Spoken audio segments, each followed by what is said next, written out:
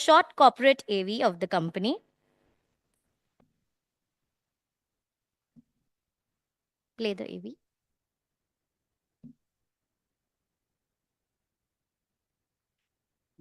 Are we struggling here?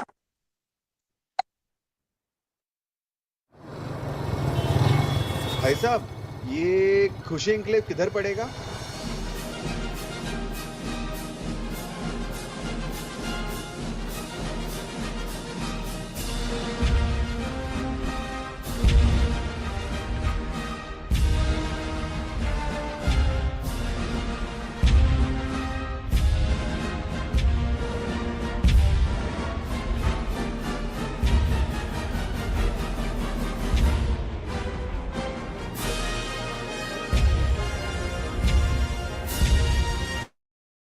Requesting Mr. Kaustubh Kulkarni from JP Morgan India Private Limited to address the gathering with the opening remarks.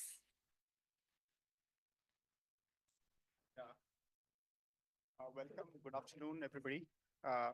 As you know, I think with every single order that we have and we eagerly await, I think today is the day which is eagerly awaited. I think mega IPO, second largest in the country for Swiggy. Firstly, I think on behalf of the book running lead managers and more importantly, the company and the leadership team of Swiggy who's here, a great warm welcome to all of you. We will be, I think, requesting the management team to walk you through a presentation which will describe the key highlights of the company. And as I think all of us would have seen and used, I think India's leading on-demand easy-to-use convenience platform and a genuine pioneer in terms of many interesting businesses that Swiggy has brought to us to the market.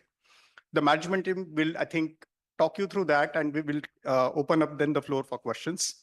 Just in terms of the overall highlights on the transaction, the total size of the transaction is around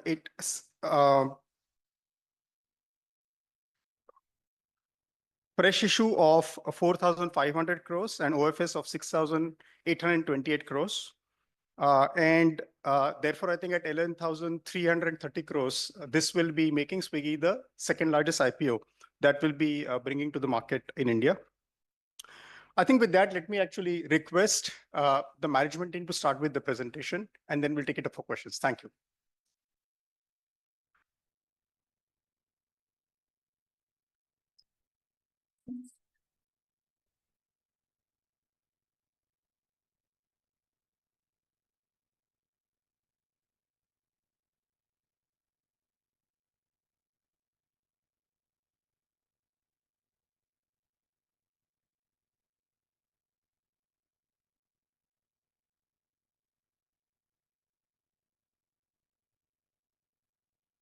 Hi, everyone.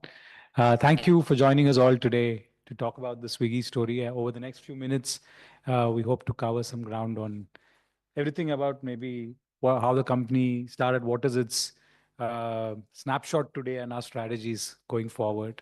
So let's go into the presentation now. I think in the beginning, I just want to talk about Swiggy overall, right? Our mission statement is all about unparalleled convenience for urban consumers.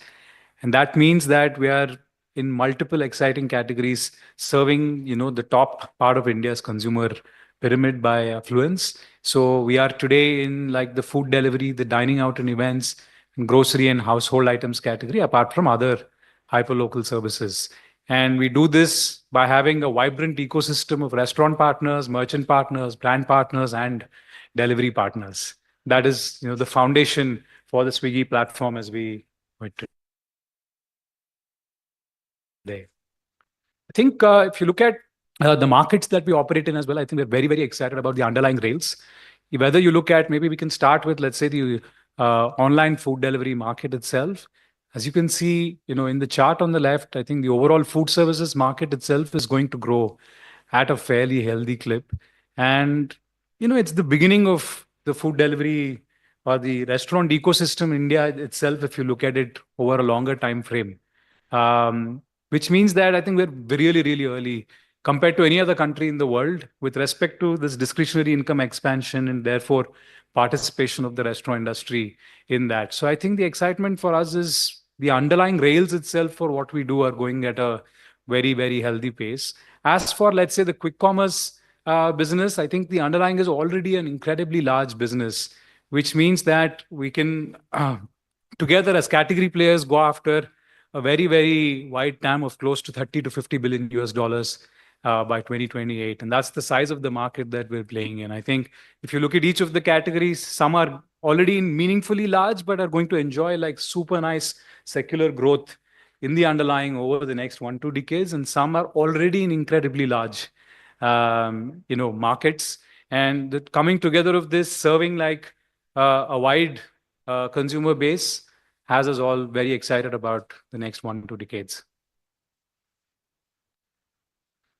I think also want to talk about that, just a snapshot of the Swiggy app and the many service offerings that we have on the app. I think one of the things that we've always been excited about Swiggy is the tinkering, wandering, innovation-led culture. I think we've taken many contrarian views in the past, and we've been happy to get on the right side of it enough times. I think even when we started in food delivery in 2014, we were the last player to emerge in the ecosystem. There were already 7, 8 players, even if you look at 2015. We took the choice of wanting to control the delivery experience and the fleet ourselves. And that was, let's say, an insight that broke open the market at the time. And the same with, let's say, quick commerce or Instamart at a time when many players had already piloted short time grocery delivery, but those models didn't work. Luckily, we were able to iterate and invent on like the operating model to find Instamart, let's say, as the first version of quick commerce as we know it today. So I think we're all offering all our services on the same app. The Swiggy, the brand stands for unparalleled convenience, and we offer food delivery, Instamart, Dine Out, all of these service lines on the same app. And to make the experience even better, we have a membership program, Swiggy One, that gives our consumers benefits across all of our business lines. In addition, we also have some exciting partnership with HDFC Bank to offer a co-branded credit card, which you can again use to get more and more value across the service lines that are available on Swiggy. I think this strategy of a unique, unified app unlocks synergies across multiple things. There are users whom we have acquired over time in the food delivery business who show a propensity towards trying out, let's say, the quick commerce business in these geographies. And now that's starting to also happen vice versa as, let's say, the Instamart or the quick commerce category expands. And this has played out in multiple countries in the world. And this is probably just a slide to show peers globally. And I'll just pass it on to Rahul. Yeah, sure. So this particular chart here shows the cohorts of how they have performed over the years. So the first chart on the left shows our GOV retention by cohort. So year 2019, the users who first came and spent, say, 100 rupees on us, in year 6, they are spending 283 rupees. This is probably true for many of, say, our households, where we have increased the number of services that we have used on Swiggy, as well as increased our overall consumption and spending on the platform. Similarly, if you look at the frequency retention, users that were acquired in 2019, they are having 1.7 times higher frequency compared to when they first joined us. Even if you look at the latest year, FY23, users who spent 100 rupees in the first year are spending 205 rupees. So the pace of spending has accelerated for the latest set of users because we have added the number of service lines more recently, the quick commerce and dining out segment. And this trend is also visible in the frequency side of things. The other benefit is that the number of users who are using more than one service over the last 24 months, we have seen this doubling to 27% of our user base who are now using not just one service, but multiple services on our platform. The other thing is around really being able to cross-pollinate. So while initially Instamart used to get a lot of users only from the food delivery network, the reverse is also starting to happen. So 1 out of 4 users on Instamart platform today come with Instamart being the first use case, and half of them are now being funneled back to the food delivery platform. So the flywheel and the reverse flywheel for some of these categories is starting to demonstrate basis user behaviors on our platform. And this will amplify as we not only increase the number of service lines, but also the geographical coverage. When we launch a new city in, say, Instamart, it is not that we are starting with ground zero. We already have a set of users who have either used the food delivery service or the dine out service and get access to the quick commerce service on day one of the launch. So this will continue to give us compounding benefits as we launch more service lines as well as more geographies over time.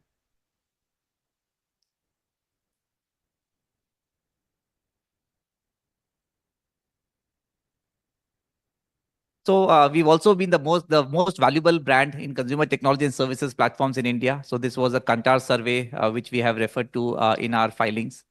The other thing is that the overall network expansion that has happened across delivery partners, restaurant partners, the active growth in dark stores. There's a lot of numbers on this slide. We will, you would get this as handouts as also as part of our RHP filing. In terms of our growth over the last 3 years, FY22 to 24, overall B2C GOV has grown by 32% at the platform level, with food growing at 16%, quick commerce at 122%, and dine out growing by 98%, right? So these are pretty strong, growth numbers that we have been able to demonstrate, and increasing the frequency, number of transacting users has also continued to increase across our service lines. Coming to the margin side of things, on the B2C GOV side, we have seen continued expansion on the margins, not only on the contribution margin side, but also on the adjusted EBITDA side. This is a combination of all the businesses. And as we go down specifically business by business, you will see that getting reflected. So this is on the food delivery business. So as you can see, our GOV or our take rates have continued to improve, at around 25.4% as of the latest quarter. Our consistent growth in the user base, currently at 14 million users as of June quarter. High consumer engagement in terms of frequency continues to remain strong. Our contribution margin has continued to expand very significantly. We delivered 6.4% contribution margin in Q1. And with that increase in not only GOV, but also contribution margin, our adjusted EBITDA as a percentage of GOV in the latest quarter that we have reported our results of Q1, which is quarter ending June, we delivered a 0.8% positive EBITDA. On the quick commerce side, again, a few of the strategic, thrusts that we have, started in the last, say, 12 to 18 months. One was the absolute size of the stores. So we have expanded, as our average size of the store has moved up from the 2,800 square feet zip code to now more closer to 3,800 to 4,000 square feet zip code. So we've expanded the size of the store. This has helped us in increasing the number of SKUs available on the platform. So from roughly 8,800 SKUs to 19,200 SKUs over the last 12 months. Our densification of the network has meant that our speed has significantly reduced. And as consumers, we may all have experienced it while using the Swiggy, Instamart franchise. Our average delivery time has come down from 17 minutes to close to 12.5 minutes, again in the same period.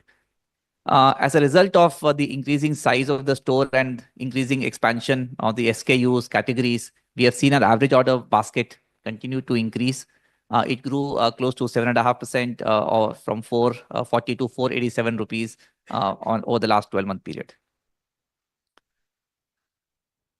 In terms of now moving to the the number of dark stores and profitability, we can see that there's a continuous increase in the monthly transacting users, as well as the reduction in the contribution margin. The chart on the right bottom shows that in FY23 we had a negative 23% contribution margin.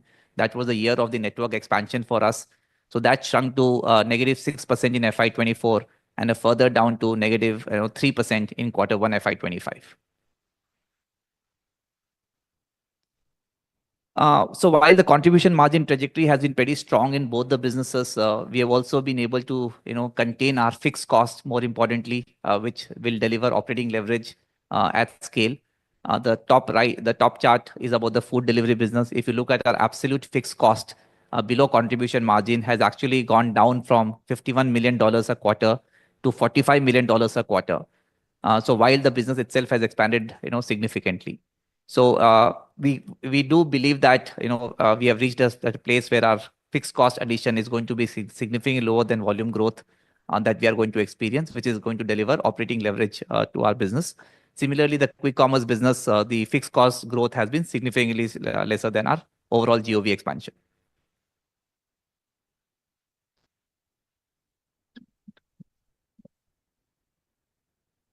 Yeah, so you see 4, 5 of us are already on this chart. I think our team comprises, of course, 3 members. In the co-founder section, we all have various responsibilities. The way we've also recently moved into a structure where we have CEOs of independent business units. Rohit joined us as the CEO of food delivery a few years back. Amitesh joined us as the CEO of Instamart very recently. That's our management team. A lot of the members that you see have stayed with the company for a very, very long period of time.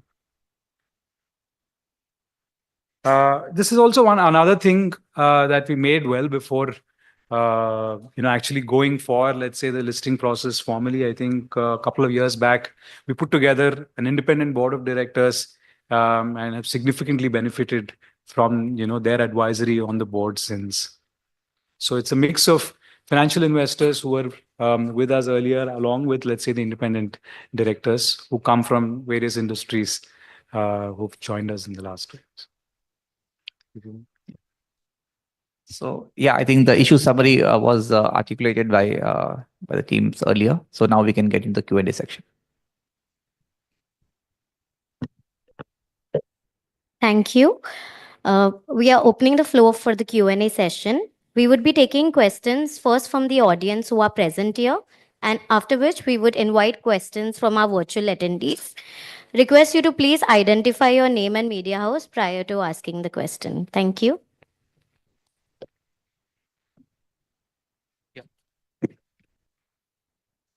Hi, my name is Anil. I'm a senior correspondent at Mint covering personal finance. So a couple of weeks back, so the brokers started returning money back to the investors who had applied for pre-IPO Swiggy shares, and stating that some big institution has backed off from the sale trade. Any specific reason for that? No, so the company has not done any pre-IPO placement. Our last primary raise was in 2022, and the primary issue is what we are currently seeing. What you may be referring to, some secondary transaction that may have happened, which the company is not privy to. Company is not Privy to, or party is not a party to. Sure. Thank you. Hi, Shrishti here from Money Control. Wanted to ask you this one thing. What is the basis for valuation of the company? Because if we look at the direct competitor, it's around 250 or something. And it has started making profits. But then what kind of modes are you seeing to justify this kind of valuation that it has put out? Thanks. Okay, so the overall valuation is a subject matter of number of shares times the share price. So just kind of laying the ground there. I think the valuation process itself, the discovery process, has been led by the institutions roadshow that we've recently completed. There's a fair price discovery that has happened, and this is the price band that we have come out to the market with.